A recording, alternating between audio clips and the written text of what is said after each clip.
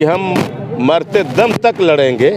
कब तक लड़ेंगे कि जब तक सरकार की तरफ से लिखित हमको ये नहीं मिल जाएगा कि हम आप लोगों की ज़मीन नहीं ले रहे हैं और मास्टर प्लान वापस ले रहे हैं। इसवा inter college English medium Paharpur शहर आजमगढ़ नए सिरे से तरक्की की राहों पर गामजन। फरवरी माह से एडमिशन ओपन। एडमिशन फॉर्म के लिए संपर्क करें।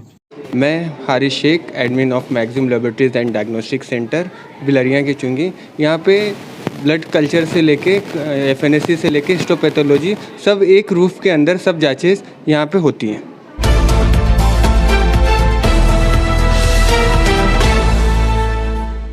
जय हिंद, आदाब। मैं हूं शमीम जराजपुरी और आप देख रहे हैं खबरों नजर चैनल। सबसे तेज और ताज़ा समाचार देखने के लिए बने रहिए हमारे साथ। अब खबर विस्तार से। यूपी के जिला आजमगढ़ से ये खबर है, जहां मंदुरी हवाई पट्टी को इंटरनेशनल एयरपोर्ट बनाने के विरोध में मंदुरी के खिरिया बाग में किसानों और मजदूरों का धरना जारी है।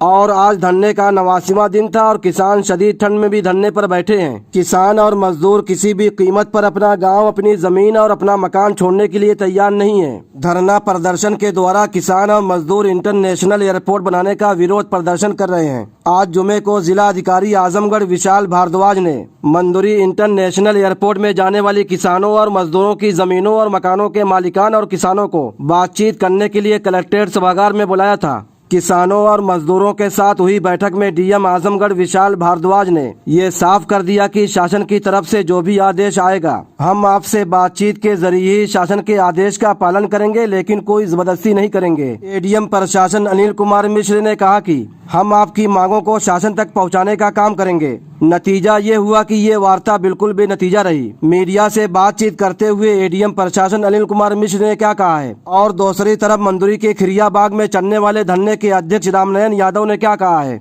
और किसान नेता और रिहाई मंच के नेता राजू यादव ने क्या कुछ कहा है, आइए हम आपको दिखाते हैं।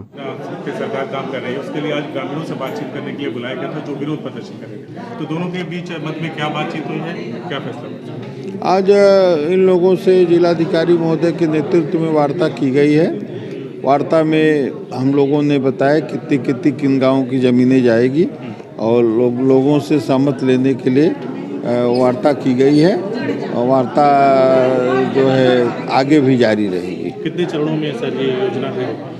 प्रथम चरण में 360 एकड़, द्वितीय चरण में 310 एकड़ जमीन ले जाने का प्राविधान है और गाँव वालों को बताया गया किन किन गाँव की कितनी कितनी जमीन जाएगी। तो कोई तय समय सीमा भी है सर, कितने समय में इस योजना को कंप्लीट करना? निश्चित रूप से अभी इनसे वार्ता करने के बाद जब यह चीज़ निश्चित हो जाएगा कि लोग जमीन देने के लिए सहमत हो जाएंगे तो तब समय सीमा से कार्य शुरू किया जाएगा। जो विरोध कर रहे हैं सर, उनकी बात को सरकार तक पहुँचाने का क्या आश्वासन दे रहे हैं? देखिए, जो विरोध कर रहे हैं उनके ज्ञापन को सरकार के यहाँ पहुँचा दिया गया है।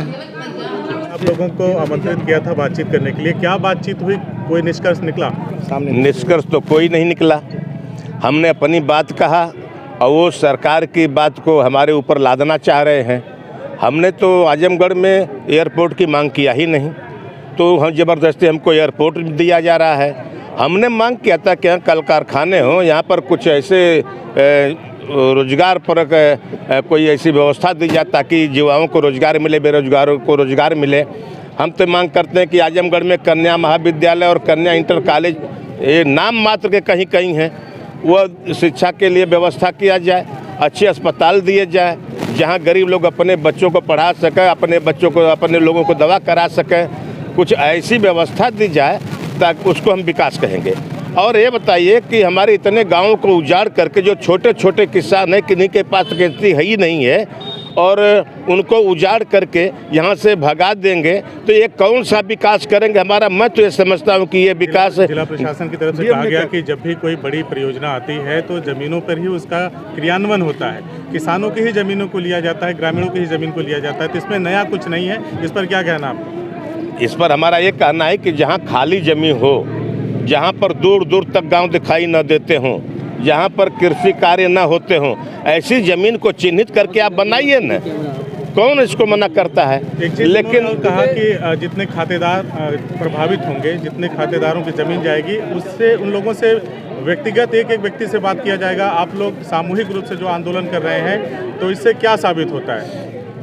वो एक एक जो कह रहे हैं, अभी उसका तरीका उन्होंने नहीं बताया कि जैसे रात में वो सर्वे करने के लिए भेजे थे, ऐसे रात में पुलिस के बल पर वो लोगों से बातचीत करेंगे या गांव वालों को बैठा करके खुली बैठक में बात करेंगे, ये स्पष्ट उन्होंने नहीं किया। उन्होंने जो कहा कि कोई भी जोर जबरदस्ती नहीं, बातचीत होगा, पुलिस वालों को भी हिदायत दी। उनके कहने का मतलब सिर्फ ये होता है कि आप हमारी बातों को मान करके शांत हो जाइए। और हम ये जानते हैं कि प्रशासन के लोग जो कहते हैं वो करते नहीं हैं। ये कोई अगर बात पर उलट जाएंगे, अगर हम उसका जवाब मांगेंगे तो कहेंगे हम क्या करें, शासन से आदेश था। जो भी बातें आप लोगों ने सुनी, अब कमरे के बाहर आकर के क्या निचोड़ निकला, क्या निर्णय पे पहुंचे आप? निर्णय पर हम यही पहुँचे हैं कि हमारा संघर्ष जारी रहेगा, क्योंकि हमको ये उम्मीद नहीं है कि इस सरकार में हमारी मांगें बड़ी आसानी से पूरी हो सकती हैं। ऐसा हमको कोई लक्ष्य नहीं दिखाई देता। हम यही मानना चाहते हैं, यही कहना चाहते हैं कि हम जो भी लड़ाई लड़ रहे हैं, उस लड़ाई में हमारा एक जो अपना नारा है वो ये कि हम मरते दम तक लड़ेंगे। कब तक लड़ेंगे? कि जब तक सरकार की तरफ से लिखित हमको ये नहीं मिल जाएगा कि हम आप लोगों की ज़मीन नहीं ले रहे हैं और मास्टर प्लान वापस ले रहे हैं। हमारा साफ कहना है कि एयरपोर्ट का मास्टर प्लान वापस लीजिए। आप जो भूमि हम नहीं देना नहीं चाहते हैं, और हमारी ग्राम सभाओं ने साफ कह दिया है कि हम भूमि नहीं देना चाहते हैं, तो हम भूमि नहीं देंगे। और लेकिन इस बात को लेकर 79 दिन में अभी ये और सरकार तय नहीं कर पा रहे, लेकिन किसानों ने तय कर लिया है कि ज़मीन हम नहीं देंगे तो नहीं देंगे। आगे की जो क्या रणनीति रहेगी? आगे की रणनीति यही है कि देखिए, यहाँ पर देवारा के किसान बैठे हैं, आज हम लोग खिरिया के मैदान के किसान बैठे हैं। आने वाले दिनों में सभी किसान एकजुट होकर किसानों और मजदूरों के खिलाफ जो हमला है, इसके खिलाफ संयुक्त रूप से लड़ेंगे। और आजमगढ़ में एक भी इंच किसान अब एयरपोर्ट के नाम पर, एक्सप्रेसवे के नाम पर, NH के नाम पर नहीं देगा। अब मुआवजे की कोई राजनीति नहीं होगी।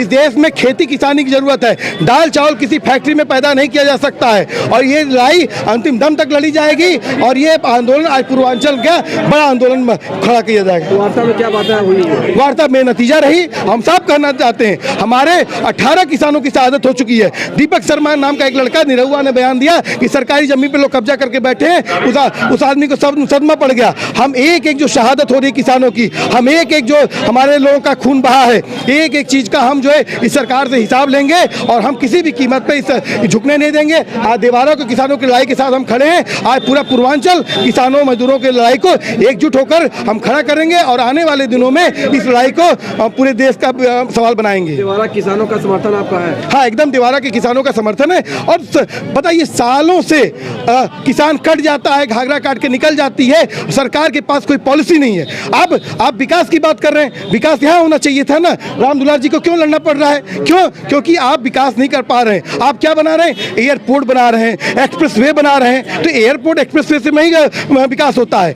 विकास होता है खेती किसानी मजदूरों को बचाने से। लेकिन ये सरकार किसानों को, मजदूरों को खत्म करना चाहती है, और किसान मजदूर इस बात को समझ गया है। और 13 महीने की लड़ाई ने हमने इस बात को सिद्ध कर दिया है कि चाहे हमारे कितनी भी शहादतें हो जाएं, लेकिन इस मुल्क को किसानों ने, मजदूरों ने आज़ाद कराया है। हम बिरसा मुंडा की संतानें हैं, हम गोडसे की संतानें नहीं हैं। हम साफ कर देना चाहते हैं, हम समझौता नहीं करेंगे। हम 1 इंच आजमगढ़ की जमीन एयरपोर्ट के नाम पर हम नहीं देंगे। खबर और विज्ञापन के लिए संपर्क करें। आजमगढ़ की ताज़ा और तमाम खबरों को सबसे पहले देखने के लिए हमारे चैनल को सब्सक्राइब करें।